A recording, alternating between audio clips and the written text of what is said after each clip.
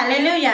ఏదైనా వాక్యము యోమ్ దెబిరీం 28వ తారీఖు 2వ నెల 2025వ సంవత్సరం. మన దేవుడిస్తున్న చక్కటి మాట అపోస్తలుడైన పౌలు కొరింథీయులకు రాసిన 2వ పత్రిక 2వ అధ్యాయము 12వ వచనం. క్రీస్తు సువార్త ప్రకటించుటకు నేను త్రోయకు వచ్చినప్పుడు ప్రభువు నందు నాకు మంచి సమయము ప్రాప్తించి ఉండగా, మంచి సమయము, ప్రభువు నందు మంచి సమయము. మనం చూడండి, ఒక హాస్పిటల్కి వెళ్ళాలనుకోండి, మంచి సమయం అంటే డాక్టర్ గారు అందరూ ఎప్పుడు ఉంటారా అన్నీ తెలుసుకొని వెళ్ళడమే అది మంచి సమయం. అలాగే ఒక షాప్కి వెళ్ళాలనుకోండి, దానికి కావాల్సిన అనుకూల పద్ధతులు అన్నీ చూసుకుని వెళ్తే అమ్మయ్య మంచి సమయానికి వచ్చి ఉంటారు. అలాగా లోకంలో ప్రతి దానికి మంచి సమయం, మంచి సమయం, మంచి సమయం. కొంతమంది అయితే దానికి తగ్గ పద్ధతులు ఏవో ఆచారాలు కూడా చేస్తూ ఉంటారు. కానీ దేవుడు అంటున్నాడు, ఇక్కడ పౌలు గారు ఈ పత్రిక రాస్తూ అంటున్నారు, ప్రభువు నందు నాకు మంచి సమయం ప్రాప్తించి ఉంది. దేనికి? హాస్పిటల్కి వెళ్ళడానికా? దేనికి? షాపింగ్కి వెళ్ళడానికా?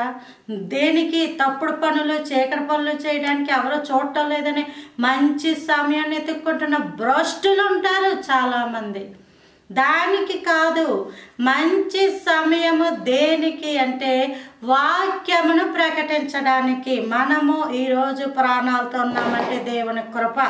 కాబట్టి బ్రతికి ఉన్న మనము, జీవిస్తున్న మనము మంచి సమయం అంటే ప్రార్థన ఎప్పుడు చేసుకోవాలా? అమ్మయ్య మంచి సమయం ఇచ్చాడు దేవుడు. వాక్యంని ఎప్పుడు చదువుకోవాలా? దేవుడు మంచి సమయం ఇచ్చాడు. మనము ఎప్పుడు ఏ విధంగా దేవుని సన్నిధిలో ఎదగాలి అని వెతుక్కుంటున్నప్పుడు మంచి సమయము దేవుడు ఇస్తుంటాడు. అనేక పనులు, విస్తారమైన పనులు, వాటి యొక్క భారం వల్ల అత్యధికంగా కృంగిపోతున్న వాళ్ళు ఉంటారు.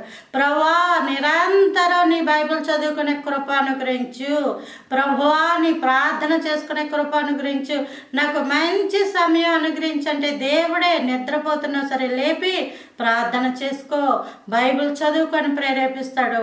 ఆ బైబిల్, ఆ సమయం ఏమవుతుందంటే నువ్వు దేవునికి ఇచ్చే కొద్దీ ఈ చెడ్డ సమయాలన్నీ తగ్గిపోతాయి. నువ్వు దేవునికి ఇస్తున్న మంచి సమయాలు చెడ్డ సమయాలన్నిటినీ తగ్గిస్తా ఉంటది. అట్టి కృప దేవుడు మనందరికీ అనుగ్రహించును కాక. Praise the Lord. ఆమేన్.